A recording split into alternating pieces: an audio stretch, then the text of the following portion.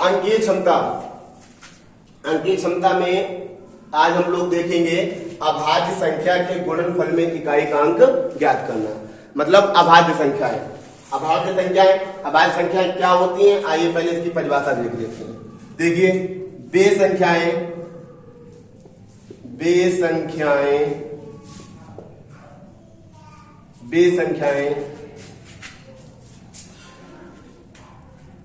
जो एक से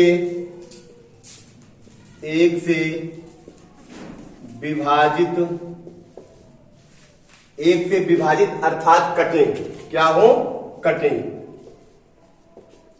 ठीक है, एक से विभाजित हो,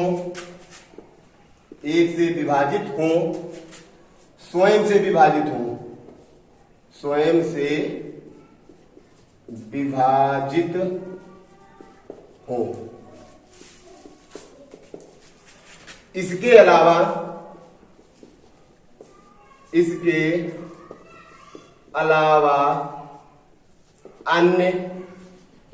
इसके अलावा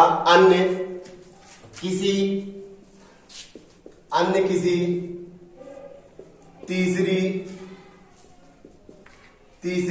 संख्या से विभाजित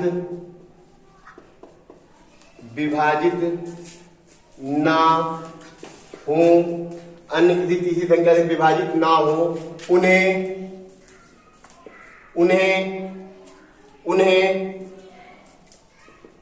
अभाज्य संख्या कहते हैं। उन्हें अभाज्य संख्या कहते हैं। ठीक है, तो अभाज्य संख्या कौन कौन सी होती हैं, आइए देख लेते हैं। जैसे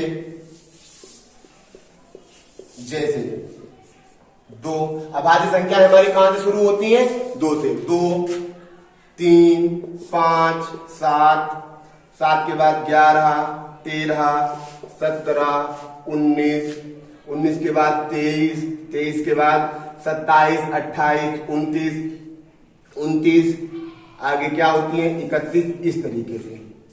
ठीक है, तो अभाज्य संख्याएं वे संख्याएं जो एक से विभाजित हो, स्वयं से विभाजित हो, इसके अलावा अन्य किसी तीसरी संख्या से विभाजित ना हो, उन्हें अभाज्य संख्याएं कहते हैं। और अभाज्य संख्या हमारी क्या होती हैं, 2, 3, 5, 7, 11, 13, 17, 19, 23, 29 और 31, इस तरीके से आगे भी है अभी।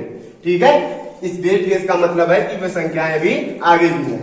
ठीक है, तो आइए इसमें अभाज्य संख्याओं से एक दो क्वेश्चन बनते हैं, आइए वो हम देख लेते हैं। ठीक है, हमसे पूछा जाता है क्वेश्चन कि सबसे छोटी अभाज्य संख्या क्या होती है।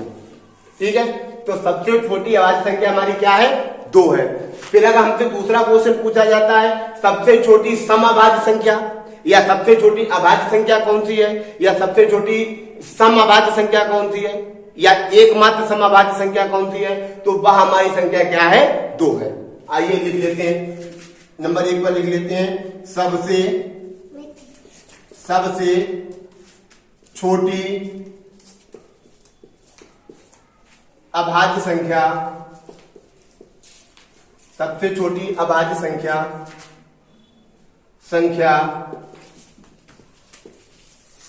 2 है। और इसी का दूसरा क्वेश्चन हमसे पूछा जाता है कि सबसे छोटी सम या एकमात्र समअभाज्य संख्या कौन सी है, तो दूसरा क्वेश्चन होता है हमारा एकमात्र सम अभाज्य संख्या, ये भी क्या है हमारी। ठीक है, तो ये 2 क्वेश्चन हमसे खूब पूछे जाते हैं। ठीक है, चाहे तो आप लोग स्क्रीनशॉट ले लीजिए। आइए आगे क्या देखते हैं, आगे हम लोग देखते हैं कि अभाज्य संख्या के गुणनफल में इकाई का अंक निकालना। अभाज्य संख्याओं के गुणनफल में इकाई का अंक निकालना। ठीक है, तो इसका आप लोग स्क्रीनशॉट ले लीजिए। आइए आगे देखते हैं।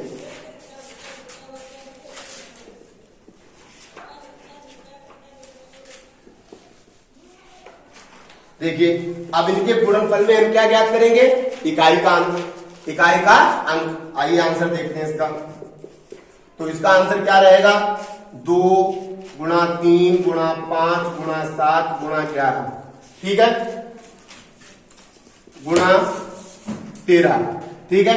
तो देखिए 2 तिया 6, यहां से यहां तक जब हमने गुणा की तो यहां हमें कितना प्राप्त हो गया, 6 प्राप्त हुआ। कितना प्राप्त हुआ, 6। अब 6 की गुणा किससे कराएंगे, 5 से, तो कराइए 6 पंजे 30, कितना 30। अब 30 में इकाई का अंक क्या है, देखिए आप 30 में इकाई का अंक क्या हमको प्राप्त हो गया, 0 प्राप्त हो गया, ठीक है। अगर जब हम 0 की गुणा हम 7 से कराएंगे तो कितना प्राप्त होगा, 0 ही प्राप्त होगा।